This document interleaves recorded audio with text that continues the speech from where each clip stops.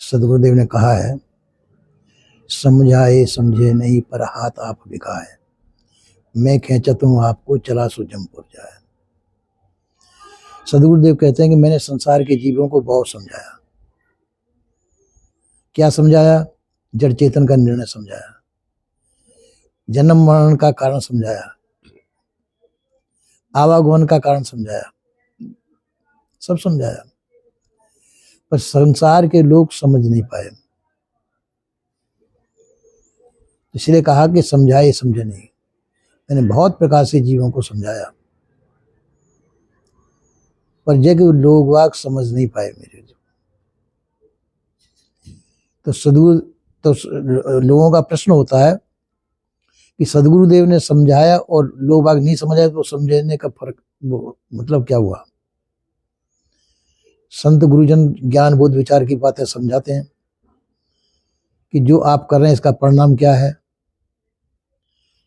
किस विचारों से क्या काम कर रहे हैं आप, ये सब समझा रहे हैं, और फिर भी जीव नहीं समझ पाया, तो फिर समझाने को मतलब नहीं निकला। मतलब होता है क्योंकि गुरुजन जो है हजारों जीवों को समझाते हैं, उसमें से कोई कोई जीव ही पकड़ पाता है समझाने को। अध्यापक भी पढ़ाता है तो पढ़ाने में जितने भी विद्यार्थी बैठे हों सभी उसकी भाषा नहीं पकड़ पाते। इसी प्रकार से गुरुजन भी कोई बात कल्याण की बात समझाते हैं तो हर जीव समझ नहीं पाता है। कोई समझने के लिए सुनता है, कोई कुछ में सुन रहा है, किसी का चित्त वहां रहता है कि नहीं रहता है। इसलिए सदगुरुदेव ने कहा कि मैंने समझाया कि जीवों का कल्याण कैसे होगा। हे जीव, तू अजर अखंड अविनाशी है, तेरा नाश कभी नहीं होगा। तू अपने को मरण धर्मा समझ रहा है, ये झूठ समझ रहा है। तो अपने स्वरूप को पहचान। अपने स्वरूप की पहचान सदगुरुदेव ने कराई, पर जो है संसार के लोग उस बात को नहीं समझ पाए। पर हाथ आपका अपने आप को पराये हाथों में बेच दिया लोगों ने। पराये हाथों में बेचने का मतलब है संसार के हाथों में बेच दिया, नाते गोते रिश्तों में बेच दिया। जो नहीं था वह अपने आप को मान बैठा। देवी देवताओं के हाथों में अपने को बेच दिया। भूत प्रेत ईश्वर खुदा की मानिंदी में अपने को बेच दिया। विभिन्न प्रकार की मानिंदी करके उन मानिंदियों में अपने को बेच दिया। ये पराये हाथों में बेच दिया। पर हाथ आप बिका, अपने आप को पराये हाथों में बिक गया, नाते गोते याद में बिक गया। तो सदगुरुदेव कहते हैं मैं खींचत हूं आपको, मैं संसार के लोगों को अपनी तरफ खींचता हूं। किसकी? तो अपने आप की कल्याण पद की तरफ खींचता हूं। अभी तुम संसार में बिके हुए हो, संसार में मोह ममता आसक्ति में बद्ध हो, भ्रम भूल कल्पना में बद्ध हो।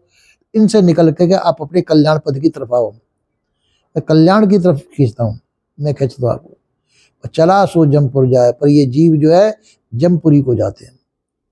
मेरी तरफ कल्याण मार्ग की तरफ कोई नहीं आना चाहता है, सब जमपुरी को जाना चाहते हैं। जमपुरी कहाँ है? जहां जम रहते हो।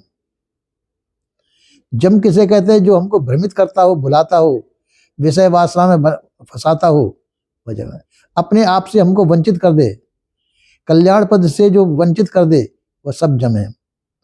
तो संसार में जितने भी जीव हैं जिनमें हम मोहित होते हैं या भ्रमित होते हैं, वो सब जमराज है। तो इसलिए सदगुरुदेव कहते हैं सब, तो वो जमपुरी कहाँ है? वो जम लोग कहाँ रहते हैं? ये संसार में ही रहते हैं। संसार ही जमपुरी है। इस जमपुरी से बचाने के लिए संत गुरुजन उपदेश देते हैं कि यदि जो है मोह ममता आसक्ति में फंसेंगे, भ्रमभूल कल्पना फंसेंगे, तो संसार में भ्रमित होंगे, संसार में फंस के रह जाएंगे। तो गुरुजनों का उपदेश है कि आप संसार के मोह ममता आसक्ति से निकल करके अपने कल्याण पद की तरफ हासिल हो, कल्याण पद में आए। कल्याण पद क्या? कल्याण पद तुमसे भिन्न नहीं है, तुम स्वयं ही कल्याण पद में स्थित हो। संसार से विमुख होकर के अपने आप में आ जाएं, अपने आप में स्थित हो जाए। ये कल्याण पद में स्थित होकर के अपना जीवन का कल्याण करना है, ये सदगुरुदेव का उद्देश्य है।